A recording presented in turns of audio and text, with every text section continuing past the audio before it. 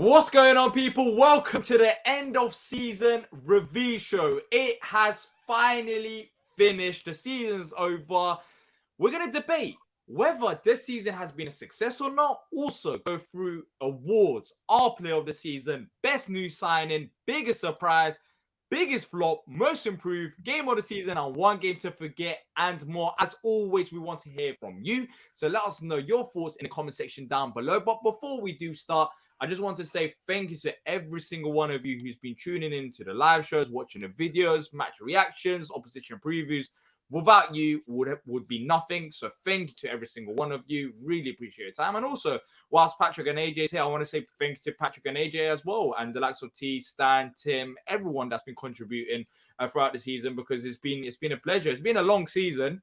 I think we can all admit that it's been a long season, but it's happened, and now it's a good time to talk about it and have therapy about it. So let's start it off with expectations going into the season, and the biggest question is, has the season been a success? So I'll start off with you, Patrick, because getting rid of Vieira, you wasn't happy with that. Bringing in Roy, he has kept us up, but based on how we went into the season and how we finished it, for you, has the season been a success? Not for me. If the success is based on staying up, then we've been successful for 10 straight years. But for me, I've moved past that. I would definitely have said, 5 years ago, staying in the division is our number one priority. But being in the league for 10 years and only wanted to stay up, to me, just doesn't show any kind of ambition. So for me, it was not a success. And then losing a manager who I personally enjoyed the season he had the year before, FA Cup semi-final, great finish, positive goal difference, etc. Bringing in some young players like Olise and Gehi. We didn't build on that. So for me, my metric for success wasn't staying up. So for me, it wasn't a success. Yeah, AJ, do you agree with Patrick there? Because expectations can change throughout the season, and I think some people will say it's a success. Some people that's watching this, some may agree with Patrick saying it wasn't a success. It depends on how you view things. Staying up, it has been a success in that regards because we stayed up. But then again, if staying up was the expectation going into the season, then are we being realistic with ourselves? Because I don't think anyone was really talking about relegation potential ahead of the season. So for you, AJ, where do you stand with this success question? Good question. Yeah, I agree with most of what Patrick was saying, essentially. I think the reality is at the beginning of the season, I think my hopes were a lot higher in terms of, the first season under Vieira. Obviously, it went stale, and Roy was able to come in and essentially rescue it. Very, very poor showings in the cups. They can't be ignored either. Was I expecting to win the FA Cup or win the League Cup? No. Do I think we could have made a better showing of it? For sure. I can't help but wanting, at the end of the day, when we look at that period between, what was it, January all the way through till March, end of February, there was a few results there that I thought to myself, you know what, if we picked up maybe 3 points here, 3 points there, we would have definitely been higher up the table. And, agreed. At what point does the club consider itself an element of kind of pushing itself on and moving itself on and up? Because clubs around us, and what I would call clubs with least experience at this level, have managed to push on in a shorter space of time. So that shows a bit of lack of ambition from the club, to be fair. And somebody at some point, some of these clubs, it is and it isn't, because at the end of the day, look, we can't get involved in here, he said, she said, or hearsay, but there is rumors that money was held back or money was not spent, or, there have been targets that have come through, or maybe loan deals that we could have potentially secured. And one of the things it looked like in terms of, if we're looking at the beginning of the regime the beginning of the season under Vieira, it was documented that there were obviously players that he wanted and he never got. But obviously, when it all came out that the boardroom was at a little bit of a crossroads in terms of the decision making of what to do going forward, it was, pretty obvious that there was obviously a bit of internal politics there. I don't know, man. It's a mixed bag. I think, if we're being honest, based on how my expectations of the season on the back of last season, I think it actually is a bit of a disappointment.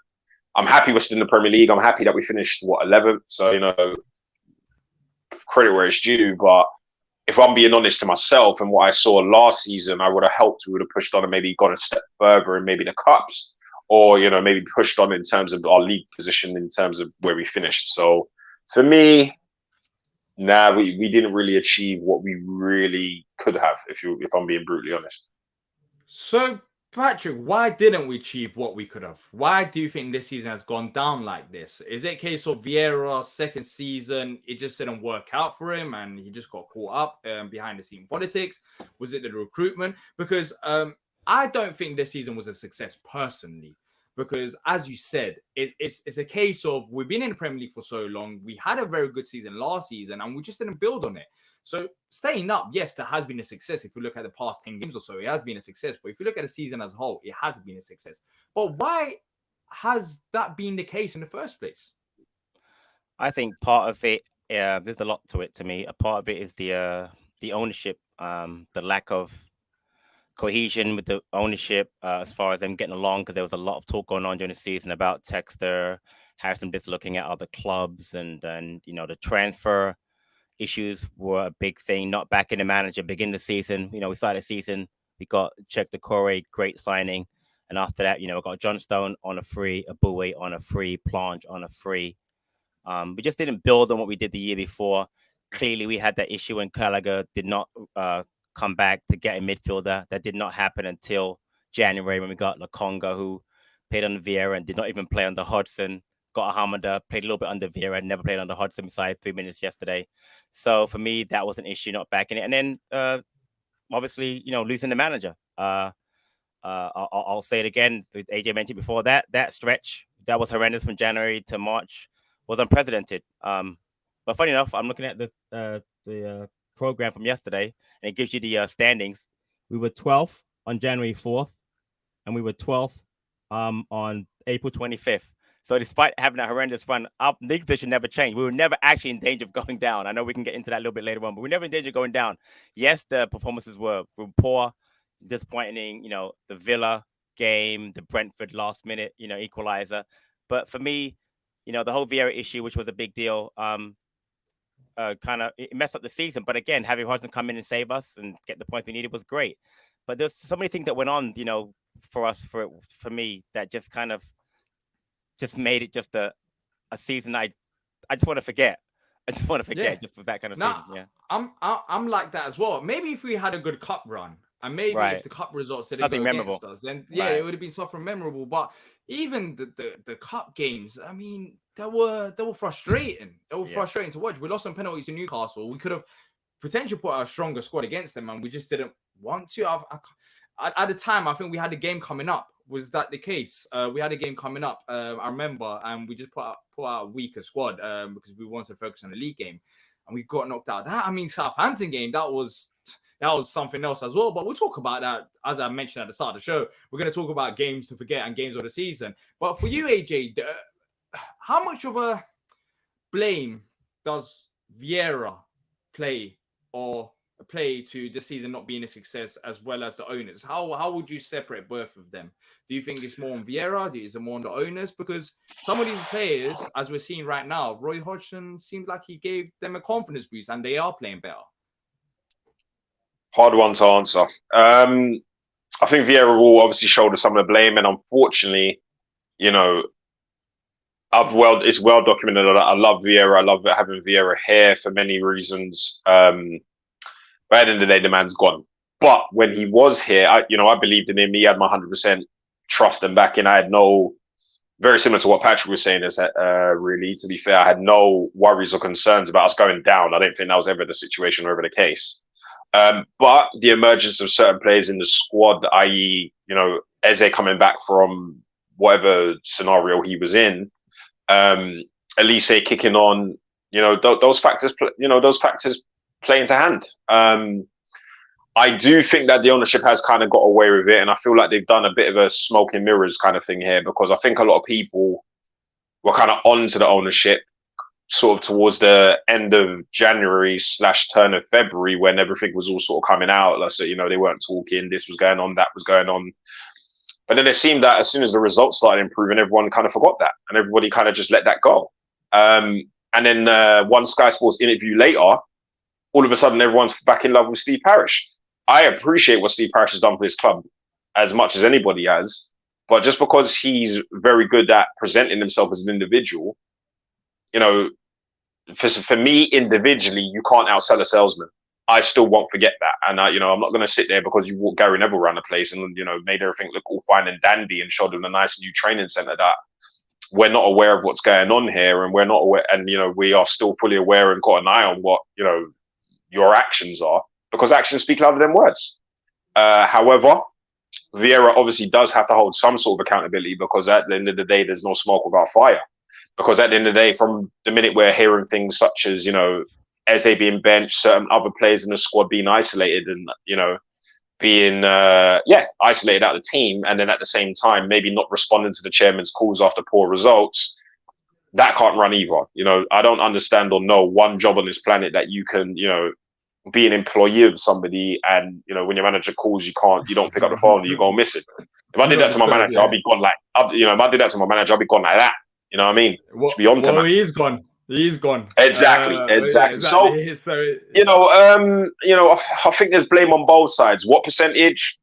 I don't really know, but Vieira has to hold the L's there, man, because he was picking some of his decision making was definitely questionable.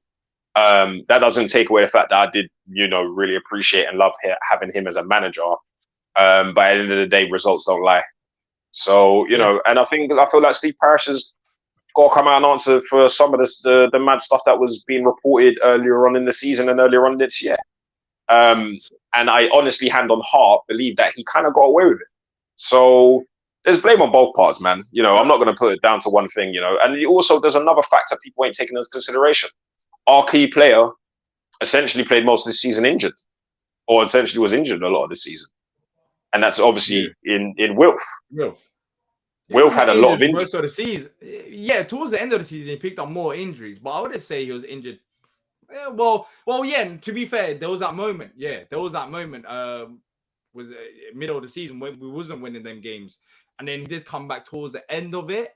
So, yeah, you are right. You are right in that. But then again, can't you give... To play devil's advocate, I think people know where I stand with Steve Parish. I need to see improvements.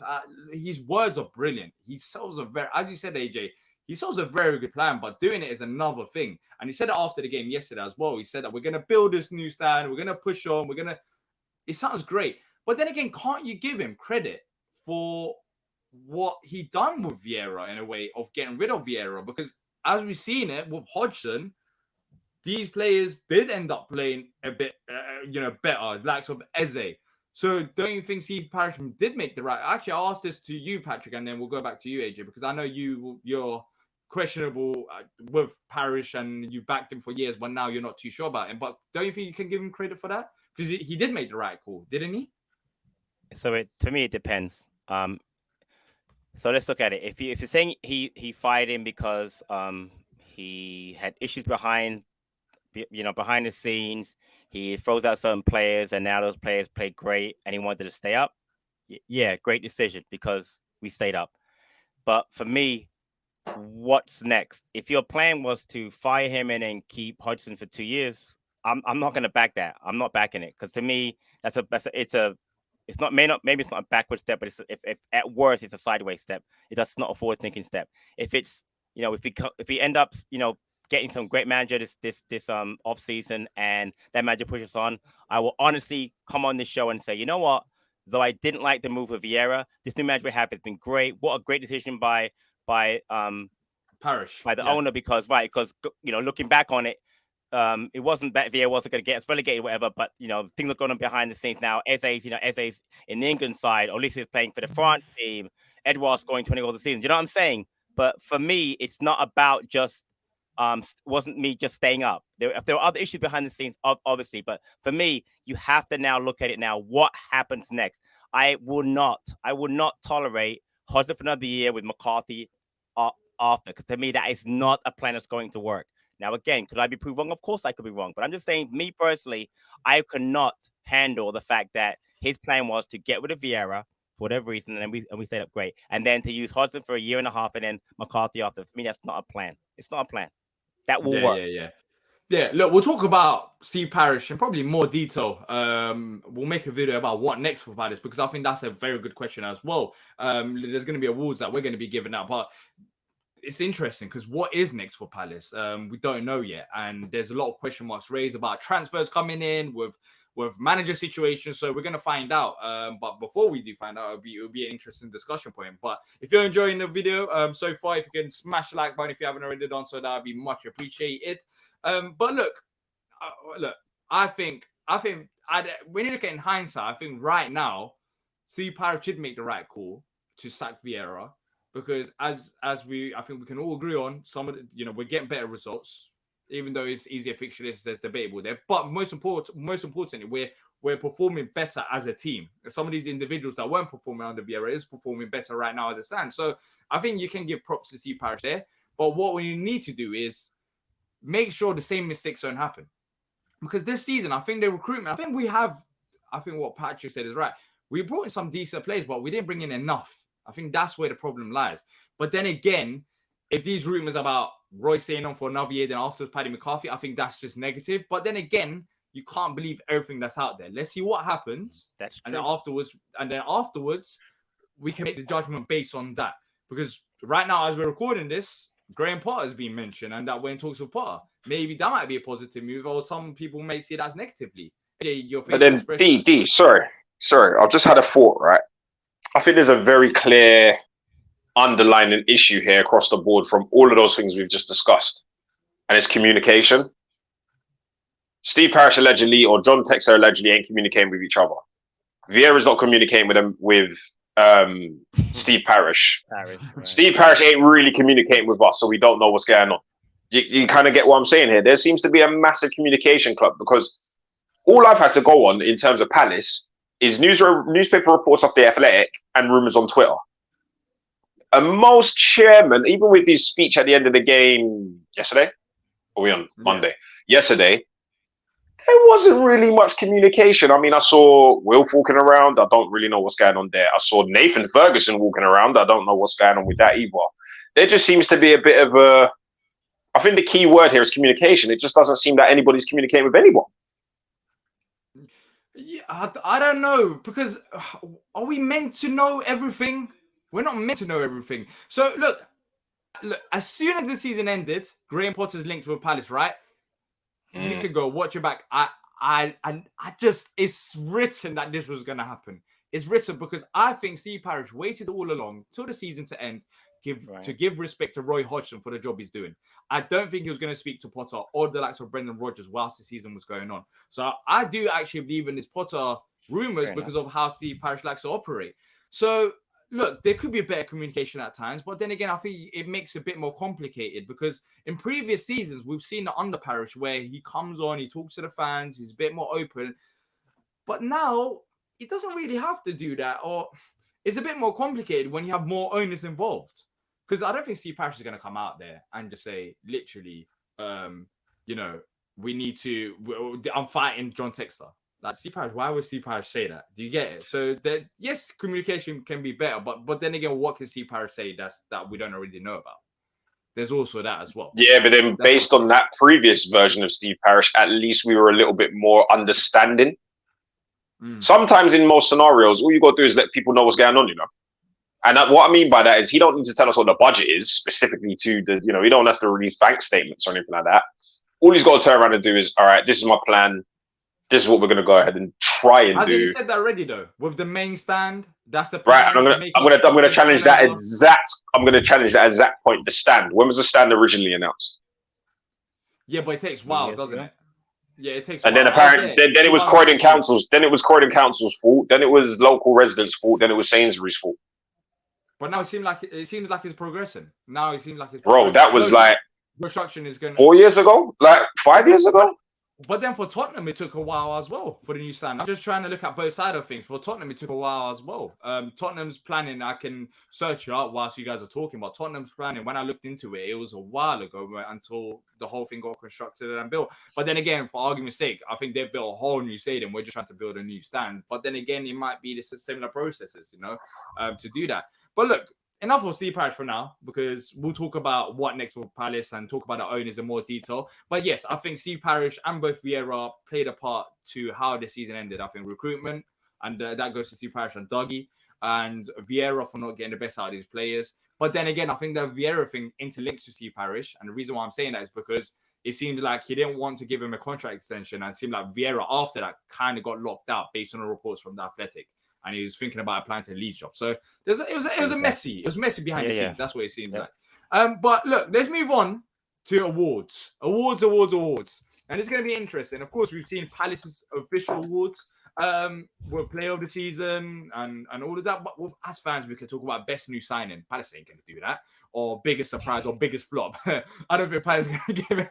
Imagine if Palace gave out awards for biggest flop on a award show. That would be massive. That would be hilarious, and that would be absolutely shocking.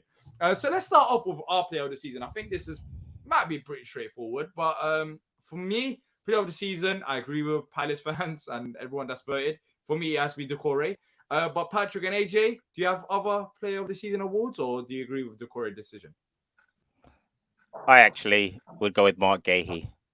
Not that Doucouré has done a great season. He has. I'll get to him actually in another award in a minute, obviously. But I think Gahey was very, very consistent all season.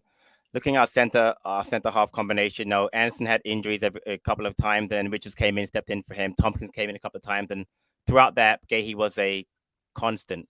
And as you've seen that in the season, he's got the England call up.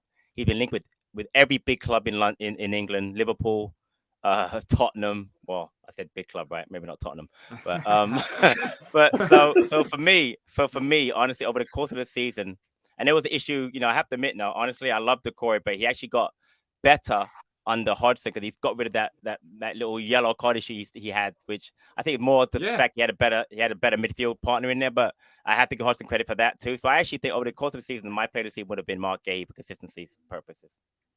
Yeah, we can't go wrong with both. But AJ, who are you leaning more towards? I'm leaning. I voted for Chet Doucouré. I'll stick with that one. To be fair, I mean, he's just been an instant impact with us defensively. I think Anderson and Gay pretty much had it patterned from the season beforehand, and they've developed an amazing partnership. I feel like Doucouré's been the nice sort of solid defensive unit in front of them. To be fair, there's definitely been a lot more problems, and we've been able to play on the front foot in a lot of games due to the fact that he's just so calm and collective in terms of his defensive midfield role.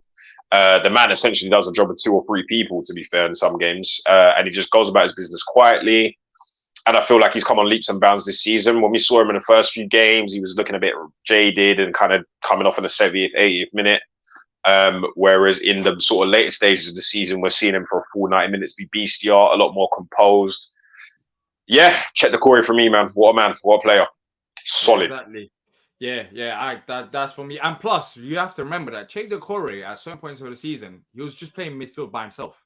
Yep. I know it's been a long season and we're forgetting about that, but he's literally playing midfield by himself. And if we didn't have Doucouré, the argument, look, if we didn't have either of those players, we're going to end up worse. That because they're fantastic players. But I think we could have survived more. This might sound controversial. I think we could survive more without not having Gahey than not having Doucouré this current season. Because if we didn't have Gahey, we still would have had Anderson and Chris Richards. But with Doucouré, it was literally him at a certain point just playing midfield by himself. So that's why I stand with it. But let us know what you guys think. Let's move on to the next one. I think this is going to be quick. Best new signing. Doucouré for me.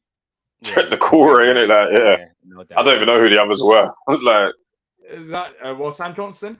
Sam Johnson. It's not the worst shout. Not the worst shout, but Chet Doucouré. Sorry, mate. Yeah, exactly. I don't feel we didn't play. Ahmada, yeah, but yeah, they did, yeah. Right. So there wasn't that many. Biggest surprise this season for you guys, and this could be player, it could be an event.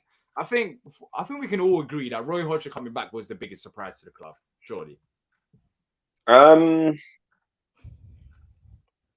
This season, because no one expected Roy Hodgson to come back, even if Vieira got sacked. I don't think any of us really did. What other surprise is there this season that's been bigger than Roy Hodgson coming back? Surely. Well, to me, it's a combination of the 2 events. Obviously, Vieira getting sacked is a big surprise, and then obviously Hodgson coming in, without a doubt. And I would never in a million years have predicted either one of them happening. the second season, especially the way it happened then. So for me, the Vieira sacking followed by the Hodgson rehiring was by far the biggest. It's the biggest surprise in probably all 10 seasons in the Premier League for me, honestly. So. Yeah, I think I remember being in a very in that whole sort of 24, 48 hour period, just being in a very different state of emotion. So yeah, we'll probably have to give it to that one, to be fair. Yeah, and let's talk about. We have to do it. Biggest flop this season. Look, you can look at it both ways. I think we all know I think there's two options here. Maybe to be fair, I know some people may even mention Tyreek if you look at the season as a whole, but I don't think you can say it. But some people may. I'm just saying that for me, it's not Tyreek by any means. But because he didn't have a fantastic 38 games, even though Roy Hodgson he's improved as well. But for me, the biggest flop has to be Edouard. Because I don't have expectation for Mateta. I already said it. I'm Patrick Haley for this, but I don't think Mateta's a good football player. I just don't think he's a good football player. He scores big goals, but he's not a good football player. But for me, Edouard, I actually had high hopes for him. I thought that Edouard could score goals in his Palace side and could be, our striker if he gets more opportunities. But as he's getting more opportunities, I think he's getting worse. I think he's working the other way around. His touch seems a bit off. Like he just forget about it as a striker. As a footballer, he just seems off it right now. He doesn't seem Premier League standard. So biggest flop of the season for me has to be Edouard. But Patrick, for you? No, it's definitely Edouard. And the funny thing is that Edouard probably was one of the reasons why Vieira lost his job, because apparently they had a falling out. The training pitch bust up, and Edouard got benched, whatever. But the funny thing is, he's the biggest flop for me because he's actually, for me, he has a lot of talent. The Leeds goal and help me out was the Bournemouth, I guess he scored against. It was Bournemouth, right? Fulham goals, right? Were brilliant goals. They were really there's not kind of goals that ordinary players score. So for me, the talent's there. I don't know how to get out of him. I talked about this with Hambo, on the Back in this podcast a couple of times, that I find him to be a very, very talented player who shows glimpses of brilliance as far as like 2-footed, can score. But to get him the ball in the right pace is a hard thing to do. But without a doubt, the biggest flop, the guy should easily have had 10 goals this season, and he didn't. And it wasn't. Don't tell me he wasn't good. He didn't play, because he played enough main games this season, and he had 6 goals for the whole season. So the funny thing is, we're saying biggest flop, but he's scored 5 goals, surprisingly. But that was at the start of the year. AJ, do you agree with our options, or for you would it be someone else? Then we can talk about Edouard a bit more, because yeah, it's going to be Edouard. I mean, never as a striker frustrate. I mean, and we've had some bad strikers, like, especially if you want to go to the first ever games I used to go to. I mean, I've seen players like Calvin Andrew, Akinbaye, bloody Kevin Doyle. Like, I could go on. But Patrick Bamford, there's another one. But I tell you what, man. I remember a couple of seasons ago jumping out my seat and going mad and falling out with somebody in the stands over Benteke missing sitters, right?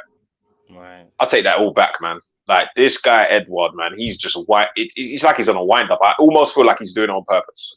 Like, he don't want it, man. He just doesn't want it enough. Just very lethargic, very lazy, barely runs, has to have the ball to his feet. His touches, but even the ball to his feet, he can't touch the ball when it comes to his feet. I mean, that's where my issue lies. It's not even. I don't understand. Like, this guy, right, is sitting on a bench. You can tell the brother's frustrated. He comes on and he don't do nothing. Like, I'm just gonna go mad. At least with Mateta will put some work in and at least get me off my feet. Like, you know what I mean? With Edouard, the only reason this guy's got me off my feet is when I'm jumping, screaming at him, calling him whatever profanities I come up with at the time. The man's a headache, man. The man's a headache. This season, 35 matches, 20 starts, 5 goals, 2 assists. That's a goal every 4 games. That's not good enough for a striker at Premier League level. He's got a goal every 4 starts, but a 1 going 5 in 35. That's 1 in 7. That's horrific for a striker. Palace cannot afford to have a striker be that bad. And you can, say what about Mateta, but if Edouard right? That's terrible. They're both not good enough. That's it. I think we can all agree. I don't know about you. They're both not good enough. Do you remember, right, the debates on this channel about who should be playing up front and how much of a player that this brother is and how much of a player that brother is? I agree. What a wasted time. We just essentially wasted our time. We'll never get that time back. Like, because it's just like, it's just. We'll saw the dream. We'll saw the dream. Too many people were telling me and demanding, start Edouard. Yeah, Edouard. I can admit, free Edouard. But come on, bruv. This guy is not it, man. This brother needs to go back to Celtic or like maybe someone like St. Mirren or something his level because he don't want it. This guy that plays for PSG. So what's going to happen? What's next for Edouard and let's say Mateta as well? Because I think if it ain't Edouard, the biggest flop could be easily. I would just say Mateta. I don't know. Yeah, I think it's them two, right? There's no other flops I can think about on top of my head that's flopped. No, you can't put Mateta in the same category as a bigger flop because he only started 6 matches all season. I looked at this. He started 6 matches. So what happens? Yeah, exactly. So what happens with Edouard? So this is the issue, right? Because the thoughts are, I heard that. I think one of the chats were in. Mateta could potentially put in a transfer request. People saying, whatever, get rid of him. But we're gonna have to look at getting 2 strikers, and we both know that's never going to happen at Palace. We're not going to be able to afford 2 strikers. We're not going to go out and find 2 good strikers. So if Mateta was to leave, people say, "Oh yeah, get rid of him." That's all well and good, right? But who's going to replace him? Because we're gonna have to keep Edouard. We just called him the flop of the season. We're gonna keep him, obviously, right? Get rid of Mateta and then replace him with whom? Because the money you're gonna have to spend, everyone's gonna know you're looking for another striker. Is it gonna be to replace Edouard, to supplement Edouard? That is going to be very difficult. We're not going to use any of our kids in that position because none of them are ready yet. So for me, it's a big problem. It's going to be, whether it's for Hodgson, whether it's a new manager, that is a massive problem. You're looking for someone to come in and do for Edouard what Hodgson did for Eze, which we know all 3 of us know is not going to happen. Turn his career around because it's not going to happen. So it's a big problem. For me, if he was missing chances, I'll give it to. Look, if it's Graham Potter, I mean, geez. Look, there's always debates about him and not getting enough goals. I wouldn't really blame him if we don't get enough goals. We've got Edouard and Mateta there. But for me, with the Edouard situation is it's hard because it's not the fact that he's missing chances. It's the fact that his first touch is off. Like, what does the next manager do about that? Do you get it? Go get Brendan Rodgers. He seems to know how to work him. You know what I mean? He seems to be the only manager that can get the best out of him. He's the only guy that seems to know how he works because I don't get it, man. That's a great shout, by the way. I don't get it, man. I mean, if anything, I'd rather just go. I would rather. Now the problem you're gonna have, right? So I'd rather go and get another striker because I feel like we need 3 anyway. There's a couple names I've got in mind actually, but we'll say that for another day. But there is definitely 1 or 2 strikers that we could probably get at a half decent price. And I've actually thought about this one quite well. But sake of argument, you bring in another striker and you make the other 2 work for the sake of the place on the bench. That is it. Like, and they're either going to sink or swim. So we have to cut because we're going to cut. We're not getting that value back on either of the 2 anyway. Right. And Mateta seems to give this mentality of, I'm going to work for it. I'm this, I'm that. I remember when the FIFA rankings came out last year and he was like, I'm going to show you. I'm going to do this. All right, cool. Show us, innit? Like, I feel like we just need another striker and then we can make the decision come January to maybe consider letting one go. So, D, you remember this. This is why we had the debate about what Vieira was trying to do with Zaha. Why he trying to make Zaha into a striker? Because this is exactly why he was trying to do it. Because he knew the 2 guys he had weren't good enough. They weren't good enough. Right, he knew it wasn't good enough, and that's why he tried to. And now with it, because for me, he's not coming back. With Zaha going, that's another issue you're gonna have because at least you had Zaha coming back. You have him to play up front potentially. We don't know yet, Patrick. Yeah, I said me. I know you, but I don't think he'll come back. But I get. Listen, keep hope alive, bro. I want him to come back. Keep it alive. I don't think it's gonna happen. So when it happens, I'll be so happy. But I've always been the kind of person that if I feel something, I'm gonna say it, and if it happens differently, I'll be happy to say I was wrong, but I don't feel that. But like I said, if he was to be back, then you've got less of an issue. But without Zaha, you get rid of Mateta and Edouard. It's a problem next year. Scoring goals next year is going to be a problem for us. Yeah, we'll see what happens with transfers. Yeah. We got a good enough time to improve the situation, and we know about the situation as the season went on. So there's no excuses, and I think this is where when we talk about owners quickly. Steve Parish and Dougie Freeman, I think this is where they could, build up their rep once again with transfers and building that confidence once again. Let's move on to most improved this season. For me, it has to be Elise, because I think he's had an not underrated season, but we'll talk about Gay, we'll talk about Eze recently, we'll talk about Decore, but I think Elise has improved massively, especially with his defensive game more than his attacking. His tracking back has improved. He's reliable there. He's fitted in. He's still young, but he's become a reliable Premier League forward. Now, you can say Eze is being most improved, and you can have that debate there. But for me, I'm going to go with Elise because Eze, I knew that he always had the talent. But then again, you can have that. You can have the argument as well. Then again, he has improved as the season went on. So with you, Patrick, I'll start with you. Who's your most improved player? I think Anderson also is an underrated shout. Anderson is one of the most underrated shouts there is about this, because people always talk about Gahey, but I remember, I think halfway through the season, we'll talk about Anderson being like massively brilliant. Because remember Anderson when he first joined us? He can't defend. He's good with the ball on his feet. That's good. We plays for Crystal Palace. You can't have it all.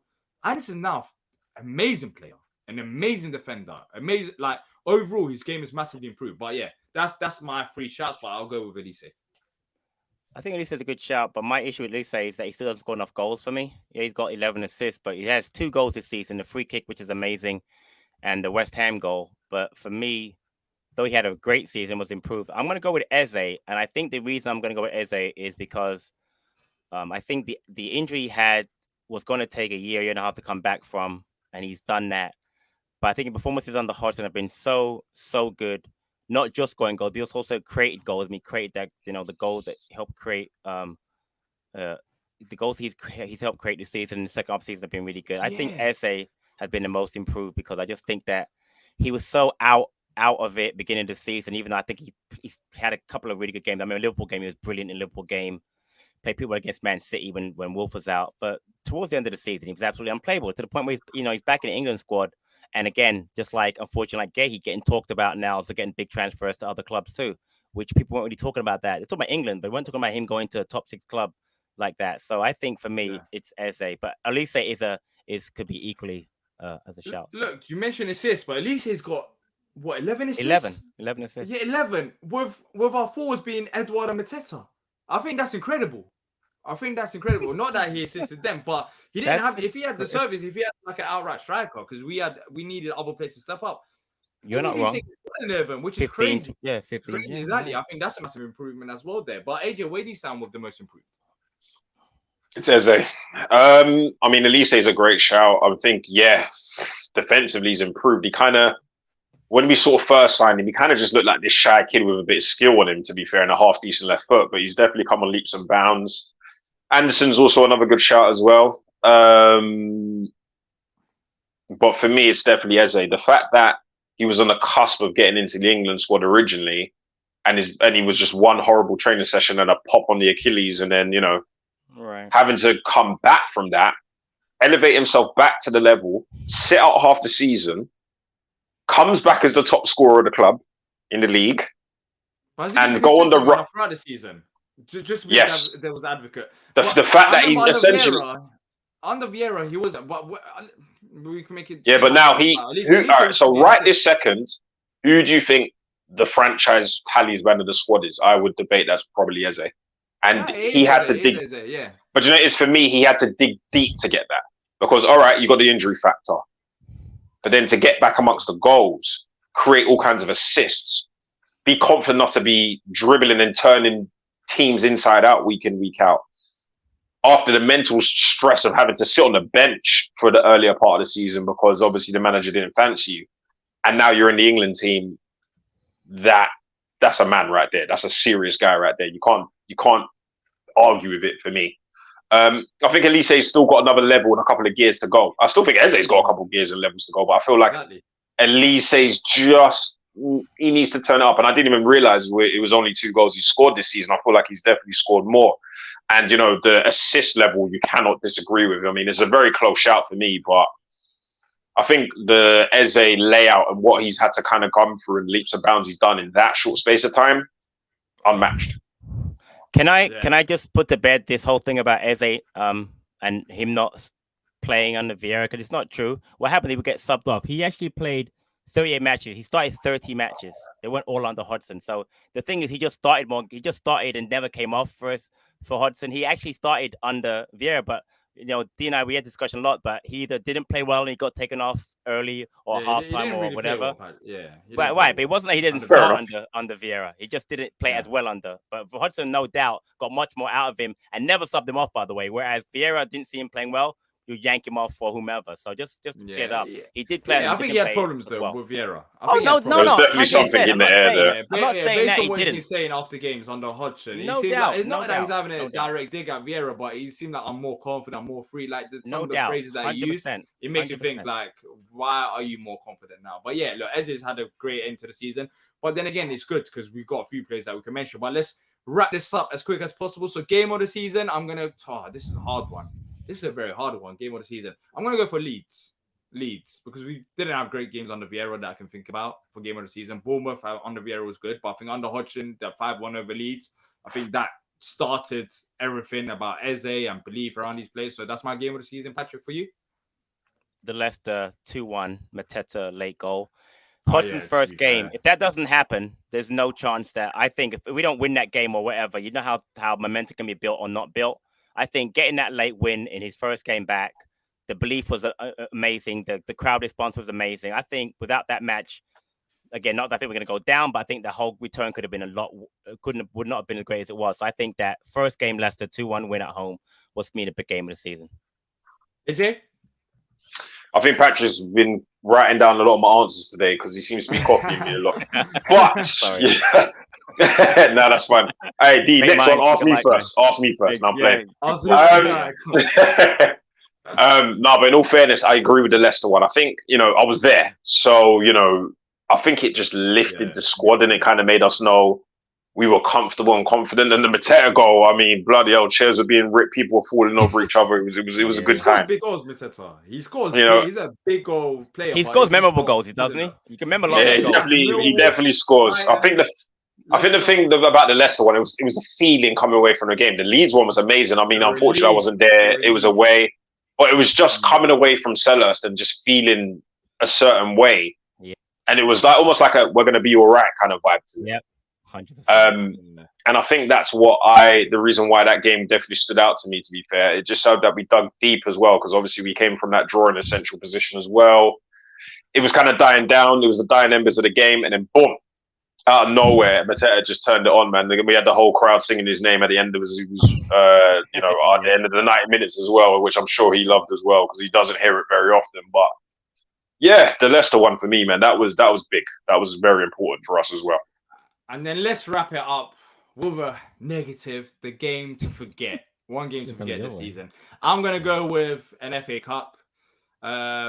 Exit to Southampton under Nathan Jones. All things considered, Southampton managed to finish 20th in the league.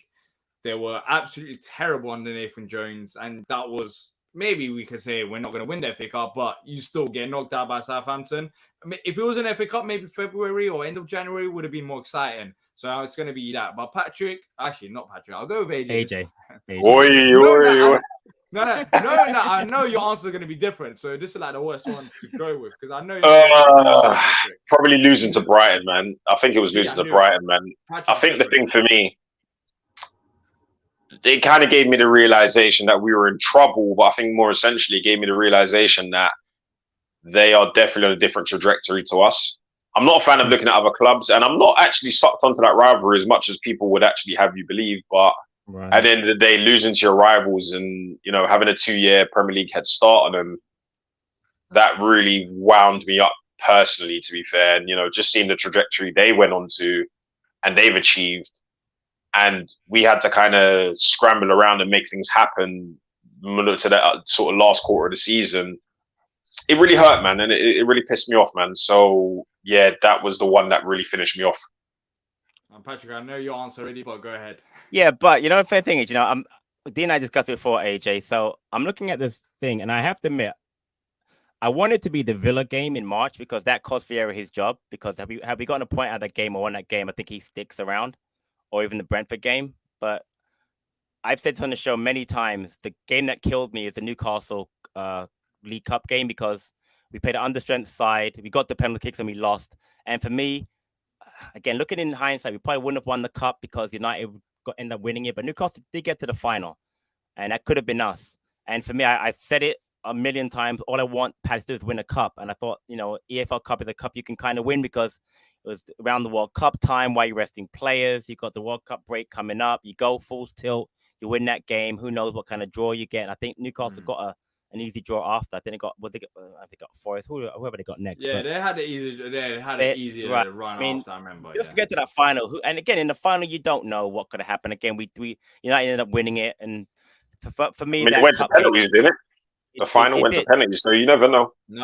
Right. Man United won. On penalties, didn't it? Yeah, but they won on penalties. No, they didn't. Not they won the Brighton game. That was the Brighton game. See, look, the Brighton have just haunted me again, man. Exactly. Yeah, you're obsessed with Brighton, bro. Sorry, Patrick. I got that wrong. That's all right. No, but that was it. And I came on. I think Dean and I did a post match then, and I said the season ended for me then because I was like, we're not gonna get relegated. We're not gonna finish in the top 7. What was the point? And probably not gonna win the FA Cup because the year before we got to the semi-final. So for me, the biggest flop of the season, or the biggest disappointment of the season for me, was definitely the Newcastle away League Cup loss. Really hurt. Really hurt. So as we wrap this up now, talking about hurt, talk about pain, let's give it a rating out of 10. What do you rate this season out of 10? For me, I'm going to go 6 out of 10. I think the way I said at the start of the show, really staying up doesn't make it a good season, but staying up did help in a way. I think the way that we ended the season has been a massive positive. I would have gone 5, but we ended the season strongly. Players improved towards the end of the season, which is a plus. So I'm going to go for 6 out of 10. Patrick? Let AJ go next. I don't want to take his score. Man retires for a couple of weeks, comes back, starts taking over. What's going on? Sure, look at that. Maybe a 6.5. I think there's very little positives you can take out of it, but I think that's more down to individual players. And we didn't go down. We had a terrible cup run, but there have been some positive signs in terms of an improvement in certain individual players in the team. I'm still quite keen and excited to see what we do in the summer, based on what I've seen this season and what we're capable of. So we've seen what this team can do when they turn it on. I'm gonna go with a 6.5. Could have been way better. Going to go for 6.5? No, because to me, it's like you got to break it up into kind of 2 parts. Obviously the Vieira part and then the Hodgson part, and you put it together. So the Vieira part was disappointing, in that we were 12th when he was fired, and I would give that part, honestly, because of the January to March one was very difficult. I'd give that like a 5. But I had to be fair, and the Hodgson part, even though we weren't going to go down, he did win half his matches. More than half, ain't it? No, he won 5, he lost 2, and he drew 3. He got 18 points, which is a lot of points for 10 matches. 1.8 points, 1.8 points per match. I got to give Hodgson's part a 9 out of 10, honestly, if I'm being fairly honest. So put them together, this point of the season I had to give it 6. And that's really brought down more by the Vieira part because the expectation that I had for that part. But I had to give Hodgson a lot of credit for what he did the second half of that part of his season, because without that part, the season probably ends up being like a 3. If Vieira the whole season ends up, So to be fair, like I said, like about a 6 this season. Yeah, let us know what you guys think in the comment section down below. What's your rating for the season? Have you been impressed? I reckon some people may give it 7, some may give it 4, 3. I know there's lots of different opinions, so let us know in the comment section down below. And if you have enjoyed this, make sure to hit the like button and subscribe to not miss out on future Palace content. The season's over, but it's not done yet. In terms of, in our eyes, there's a lot to talk about with Palace. Lots of latest news, updates, manager talk, what's happening with Wolf, and more. So if you haven't already done so, make sure to subscribe to not miss out on those content. But as I said at the start of the show, as I'm ending it here, thanks to every single one of you who's been tuning in live, watching the videos, leaving a like, subscribing. And some people don't even leave comments down below, but I know they've been supporting us all season long, and I really appreciate all of you as well. But look, that's it from me, Patrick, and AJ. And until next time, up the Palace.